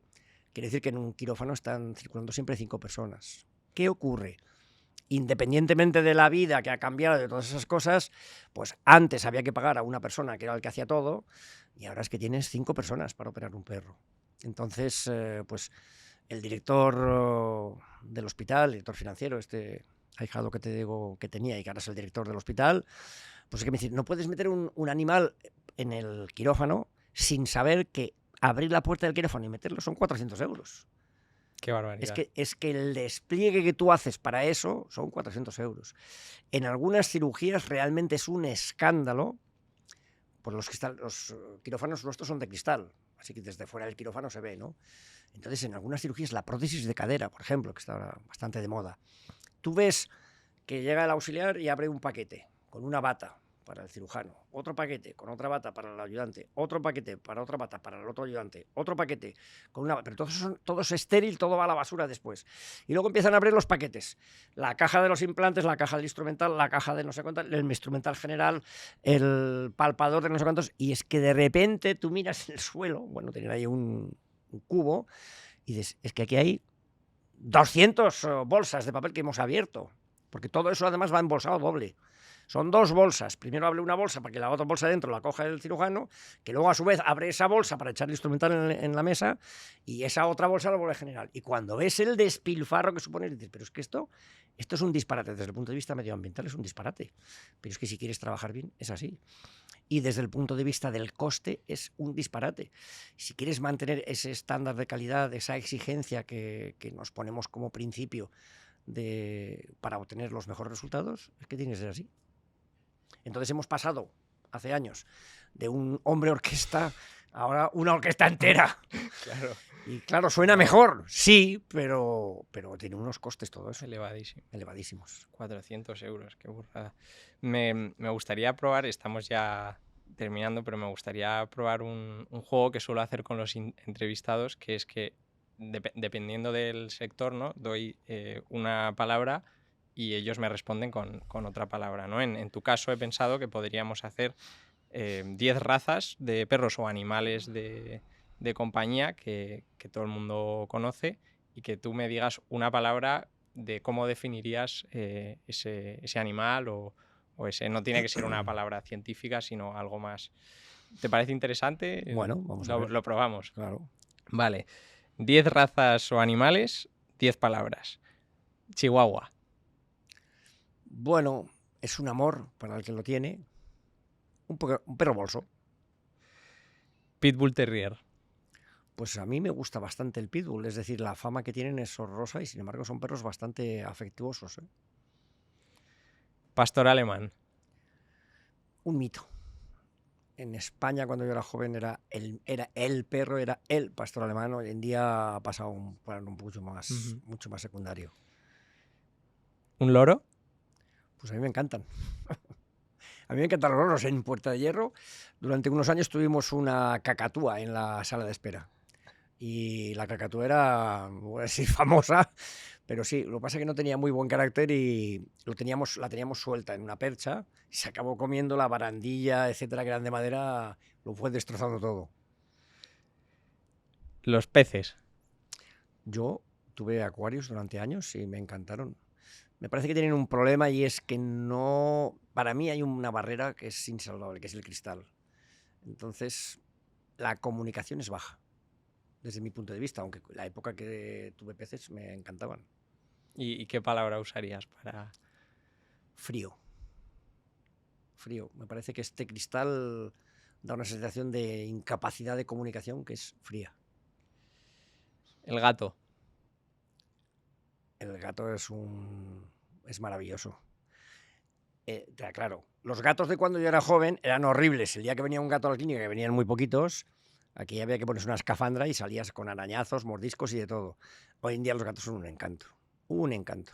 Yo estoy viendo este telediario que te decía que trato de ver siempre y nunca puedo, y tengo un gato aquí, tengo dos gatos, y el otro aquí. O sea, los dos me están tocando, aún con el calor que hace y que dan, ¿no? Para mí es un encanto. Tortuga. Pues tengo también tortugas ahora. Parece que lo hemos preparado todo esto, ¿no? Me parece que en general los reptiles tienes poca comunicación, así que yo diría también un poco frío, como los peces. El hámster. No me atrae. El conejo. Igual que el hámster, no me atrae. Y por último, el canario. Pues yo he sido criador de canarios también. Pues mi recorrido ha sido muy largo, tengo muchos años, claro, ¿no? Yo llegué a criar canarios de concurso, de una variedad de canto que se llama el timbrado español, y llegué a ir a concursos internacionales. Bueno, yo no iba porque no tenía capacidad económica entonces, pero yo los mandaba con una persona que recogía canarios de mucha gente y los llevaba, ¿no? Yo llegué a tener como 90 o 100 pájaros en mi casa, ¡Guau! a escondidas de mi padre, ¡Qué barbaridad! porque había unos sotabancos que llamaban entonces, unas guardillas encima que no vivía nadie ni había nada entonces, y no me dejaban tener ni un pájaro, con eso digo bastante. Llegué a tener, pues yo creo que en alguna ocasión llegué a pasar de 100, pero por ahí sí tenía. Vaya susto se debió de dar cuando los Bueno, yo encontró. creo que se hizo el tonto, con perdón. Es decir, yo no me puedo creer que no supiera que yo tenía ahí una jauría de esa magnitud, ¿no? Pero él no subía allí, no sabía que existían y no intervenía. Qué bueno. Hemos hablado de algunas razas de perro. ¿Cuáles son las razas que viven más y mejor? Los pequeños viven más, los grandullones viven bastante menos. También cuando yo era joven los perros vivían 8 años, pocos pasaban de 8 hasta 10. Hoy en día todos, absolutamente todos, pasan de 10, 12 y la mayoría 14 o 16 años. Entonces, ¿cuáles viven más? Los pequeños. Uh-huh. ¿Y cuál es la raza que tiene más enfermedades o más complicaciones?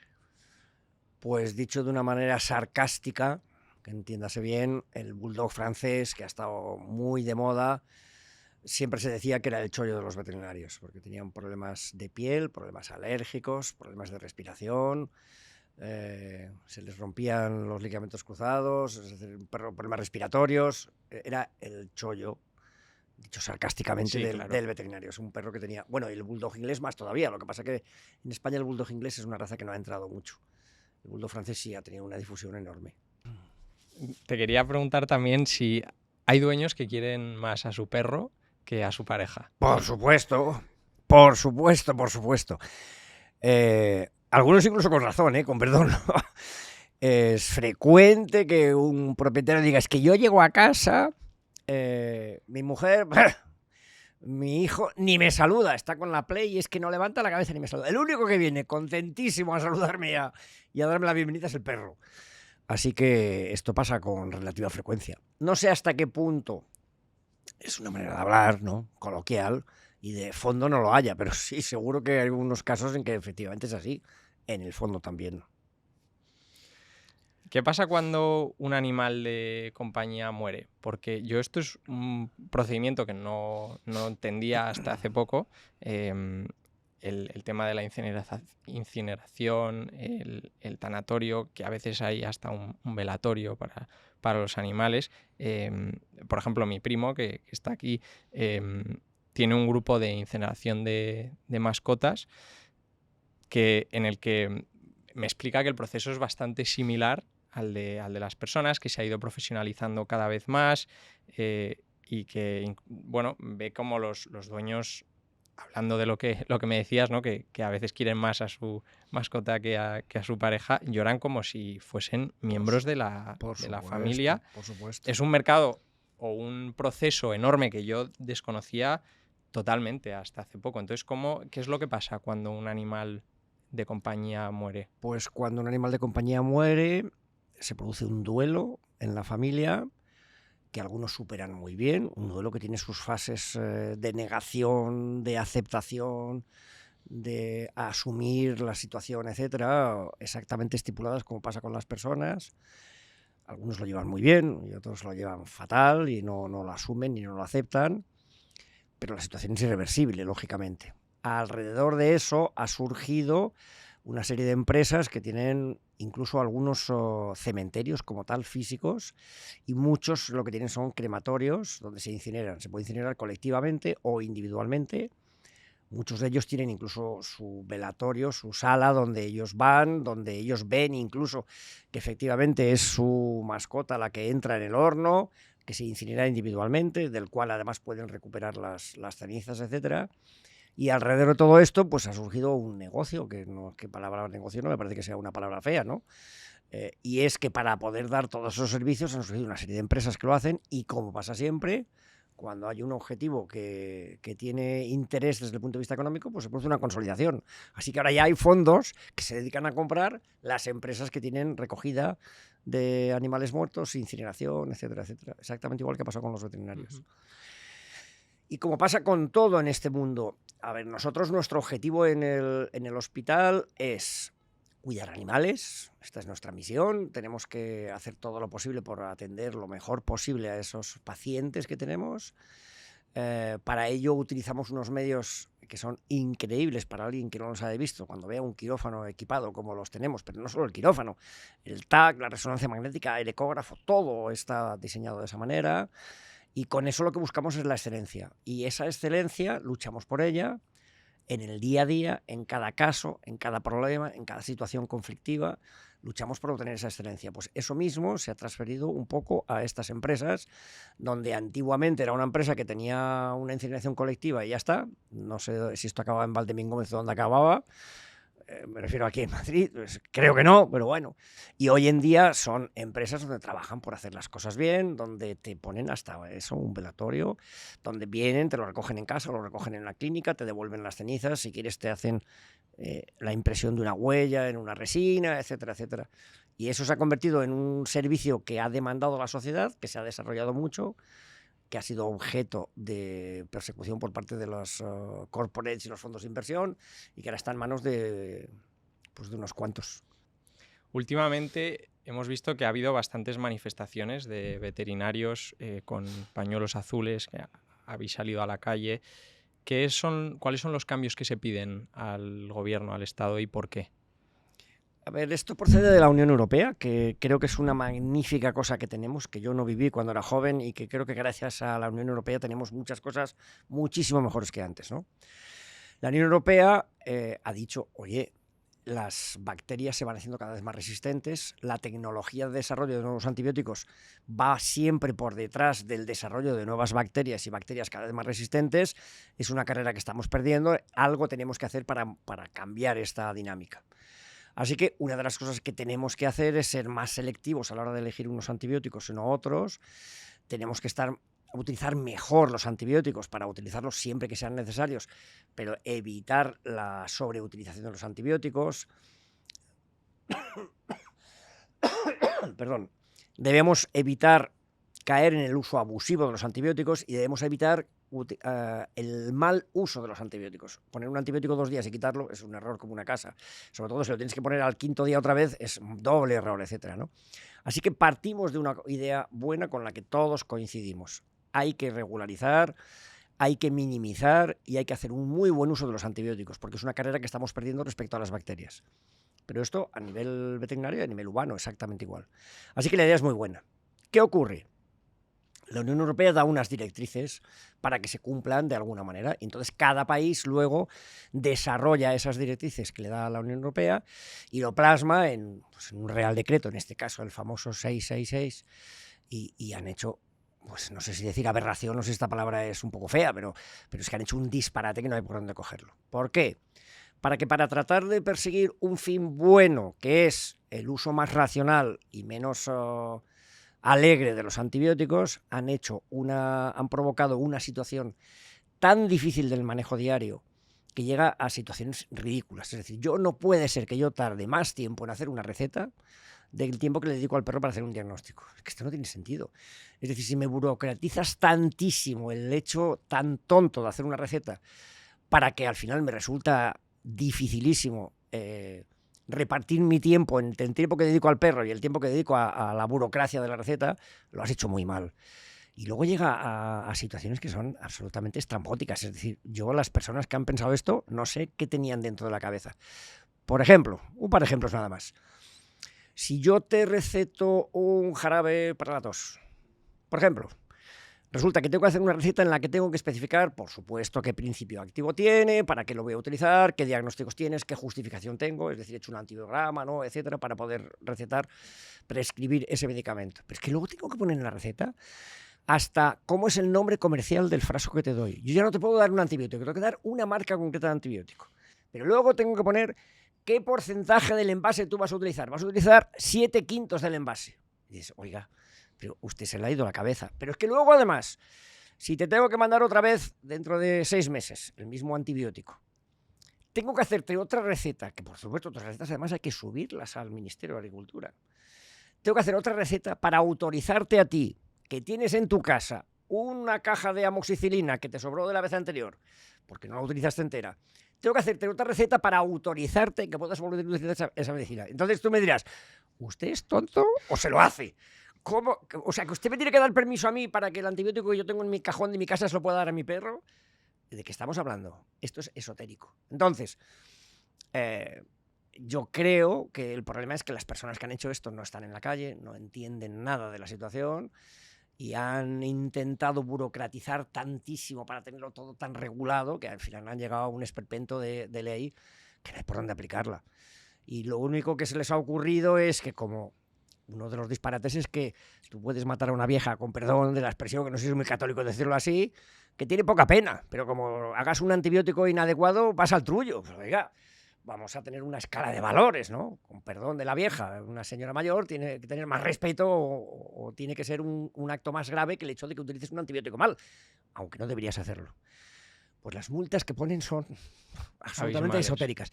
Y todo lo que han hecho es decir, bueno, nos hemos dado cuenta de que las multas no hay por dónde cogerlas y no las aplicaremos durante un año y vamos a pedir al legislador que las rebaje. Oiga, si está mal hecho, tire la ley abajo, hágala de nuevo y hágala bien. No ponga parchecitos de... Una pausa. Yo no le pondré multa, no se preocupe que este año no le pondré multas, las pondré el año que viene. Oiga, no. O no me diga que es que las sanciones son enormes. Hombre, es que usted no sabía que eran enormes.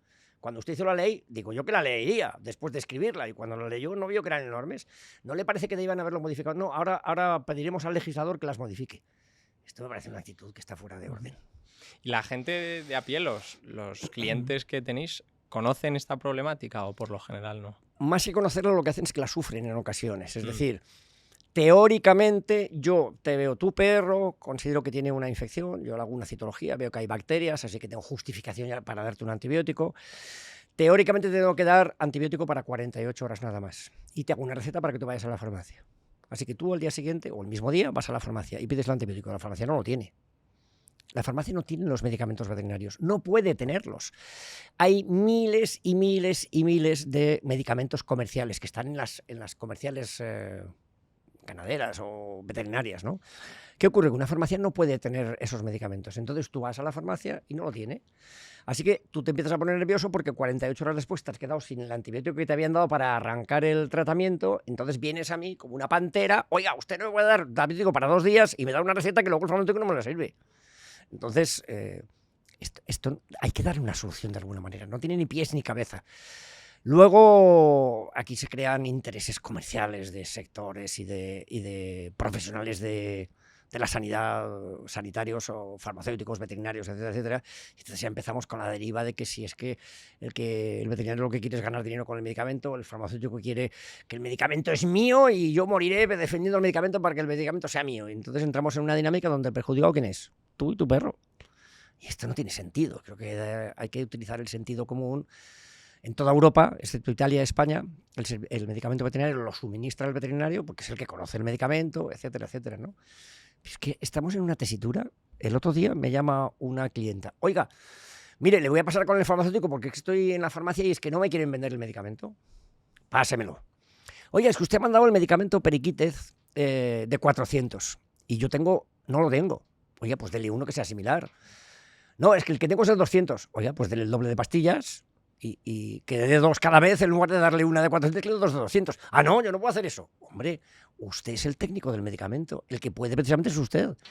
Y llegamos a una tesitura en donde él, para no pillarse los dedos, ahora ya no te quiere dar un medicamento de 200 miligramos porque el que tienes que dar es el de 400. Y entonces darle 2 pastillas ya no es lo que pone en la receta. Y entonces ya esto no lo puedo hacer. Estamos llegando a una situación ridícula. Así que, respondiendo a tu pregunta, ¿y qué percibe el propietario? El propietario de perro, tutor, llámalo como quieras, que ha pasado por esa tesitura, está que echa humo de haberse encontrado con situaciones patéticas. Ya te hago la última pregunta para terminar. Muchos de los empresarios que he traído aquí me dicen que nunca se jubilarán realmente, ¿no? Que se morirán con las botas puestas y que los proyectos son lo que les mantiene vivos. Me decías que tenéis proyectos de seguir creciendo. ¿Cómo ves tú el futuro del hospital y de este proyecto? ¿Y tienes pensado jubilarte en algún momento? Como dicen los speakers, los conferenciantes famosos, me alegro que me guste esa pregunta. A ver, yo a día de hoy no pienso jubilarme, tengo 72 años, pero mientras me encuentre bien para seguir trabajando, yo seguiré. El día que ya levantarme de la cama, como dicen algunos, me resulte un esfuerzo, pues a lo mejor me lo planteo. ¿Cómo veo la profesión? Yo veo la profesión en el mejor estado de la historia. Los medios de los que disponemos, medios técnicos me refiero, son, no digo infinitos, pero son increíbles. Es que te podía empezar a contar un detalle tras el otro y es que esto no se acabaría nunca. Son increíbles. Esto, desde el punto de vista profesional, hace que sea ilusionante hasta el infinito, que tú puedas llegar a resolver ciertos problemas que hace muy poquitos años era imposible. Uh-huh. Y desde el punto de vista empresarial como tal, pues es como tu niño, eso es verdad, ¿no? Pero independientemente de que sea como tu niño, cuando tú tienes una empresa, un negocio que tú has montado, que ha crecido desde donde empezaste hasta donde está ahora mismo, y que no das abasto, porque nuestro problema es que no damos abasto, es decir, un edificio entero con 5 plantas que hemos modificado 3 veces en los primeros 4 años y una última vez ya reformas pequeñas porque ya no cabe, pero reformas de coger una planta, tirarla, dejar en estructura solamente los pilares, etcétera, y rehacerla. Y que vuelves a quedarte pillado, tienes que hacer algo. Entonces, como primer objetivo tenemos un hospital oncológico, porque la oncología es lo que más crece hoy en día, habida cuenta que los animales viven mucho más. ¿Por qué los humanos tenemos cáncer? Pues porque cuando nos moríamos a los 35 años no teníamos cáncer ninguno, nos moríamos de cualquier otra cosa. Hoy en día, como llegamos a los 80 o los 90 y algunos mucho más, pues entonces llega un momento en que el envejecimiento provoca que se aparezcan los cánceres. Esto mismo está pasando con los animales de compañía, ¿no? Con los perros y los gatos. Entonces, el siguiente proyecto es un hospital oncológico exclusivamente para oncología, en el cual vamos a poner un acelerador lineal, esto es lo que antiguamente se llama una bomba de cobalto, es decir, para dar radioterapia a los perros, que está al lado, hemos comprado un solar al lado del hospital para construirlo. No sé si está muy bien que diga que llevamos 3 años y medio con las licencias todavía, con el solar comprado, sin haber empezado a picar, pero creo que después del verano podemos empezar a picar, porque ya parece que se ha resuelto todo. 3 años y medio para emprender un negocio, esto es una lacra que España tiene que llevar encima de la cabeza siempre, ¿eh? Yo vi en televisión una vez a una chica que se había ido a Nueva Zelanda a hacer no sé qué, a abrir un negocio. Entonces le preguntaba, oye, ¿por qué te has ido a Nueva Zelanda? Que esto está muy lejos, ¿no? Pues porque en España me tiré no sé cuantísimo tiempo sin conseguir las licencias. Yo vine a Nueva Zelanda y en 48 horas a través de Internet tengo las licencias para trabajar. Esto es una deuda que tenemos ahí que deberíamos resolver de alguna manera. Y todos los políticos se les llena la boca diciendo, no voy a decir ninguna ciudad, en mi ciudad ya hemos conseguido agilizar todo esto. Oiga, yo seguramente soy muy torpe, pero cuando yo llevo 3 años y medio con un solar comprado para construir un edificio, para poner un hospital oncológico, y todavía no tengo licencia para empezar a picar, algo falla. Yo no soy el más tonto, no soy el más listo, pero tampoco soy el más tonto del mundo. ¿Cómo es posible que lleve 3 años y medio? Esto no se puede entender. Así que el siguiente objetivo, ¿cuál es? Pues es posible, guión probable, o al menos esperamos que después del verano podamos empezar a picar. Construiremos el hospital oncológico. Y si las cosas siguen como siguen, tendremos que hacer algo. Pero no para comprar más clínicas, para hacer más negocio, ni para ampliar la red, sino porque si los clientes nos demandan atención a más pacientes y físicamente no cabemos, pues yo no quiero caer en, pues ahora voy a subir los precios al doble, así que ya estoy limitando la entrada de clientes. Esto no me parece decente, así que no lo vamos a hacer. La siguiente opción que tienes es, bueno, pues entonces te voy a dar cita para dentro de un mes, en lugar de dártela para mañana. A mí no me parece decente, no es mi manera de trabajar, así que tampoco. Y si no tienes eso y tienes más demanda y más demanda, la única opción será montar otro hospital. Crecer. Sí, pero físicamente en este edificio que nos parecía horrible cuando nos tuvimos que quedar enteros, ya no cabemos. Así que, pues 180 personas, con todos los pacientes, los clientes. Es que...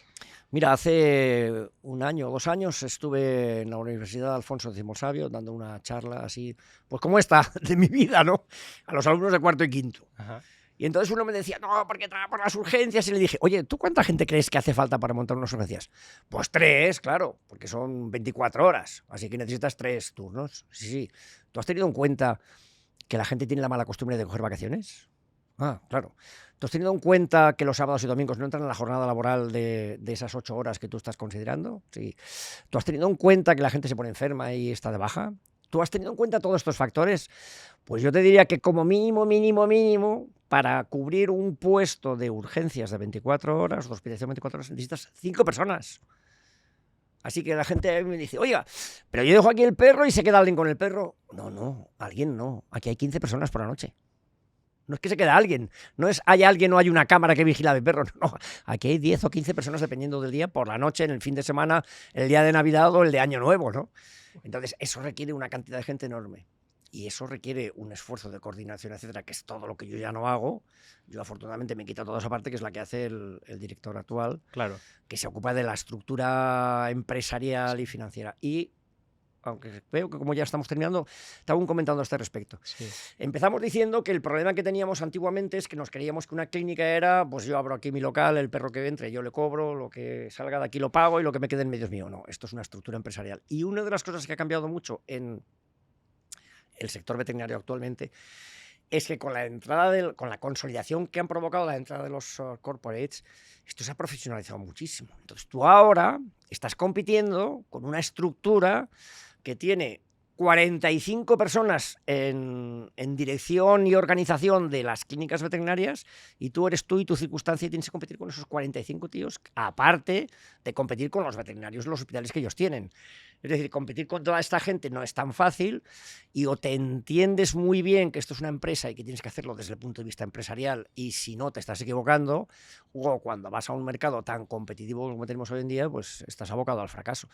Y claro, yo no quiero ser cursi, no quiero pensar que tengo 180 familias que dependen de mí, porque en fin, yo creo que dependerán cada uno de su casa y se buscarán la vida por otro lado. Pero cuando tienes 180 nóminas, o haces las cosas bien para que esto ruede, o el traspiés no tiene que contar cómo es, ¿no? Siempre para acabar me gusta preguntar a las personas que vienen si hay algún emprendedor, empresario, de cualquier sector, da igual, que conozcas, que crees que debería traer a este podcast para contar su historia. Una de las cosas que tenemos los veterinarios es que somos muy individualistas, y esto tiene cosas buenas, pero tiene unas cosas pésimas, ¿no? Y nos rodeamos de veterinarios y veterinarios y más veterinarios. Hay gente que dice, pero bueno, ¿qué tienen los veterinarios? Que una veterinaria siempre está casada con un veterinario, ¿no? Yo creo que durante la etapa de la vida donde estás, donde se crean estas relaciones que acaban en el matrimonio, estás tantas horas imbuido en la universidad y en las prácticas, todas las cosas, que al final acabas relacionándote con veterinarios. La inmensa mayoría de mis amigos son Qué veterinarios. interesante. Son veterinarios, ¿no? Entonces, ¿quién te diría yo? La verdad es que no lo sé, pero le daré Bueno, una vuelta y si me ocurre alguien, pues te lo genial. digo. Pues muchas gracias, José Luis. Si quieres lo dejamos aquí. No sé si hay algún comentario que No, yo quieras creo que hacer. ha sido satisfactorio. Yo me he encontrado bien haciendo la entrevista. Me ha encantado Te lo escucharte. He agradezco. aprendido muchísimo de un tema que Bueno, no mañana tenía. pues poner una clínica veterinaria. Sí, mañana. Bueno, no, ha sido un placer. Yo sabes que soy poco digital, soy ya muy mayor, para eso tengo aquí a Javier, que es el que se ocupa de esas cosas. Y por tanto no termino de entender muy bien estas cosas. Pero bueno, en cualquier caso, pues si esto a alguien le ayuda para algo, pues fenomenal. Y en cualquier Seguro que caso, sí. que sepas que me he encontrado muy a gusto contigo. Me alegro muchísimo.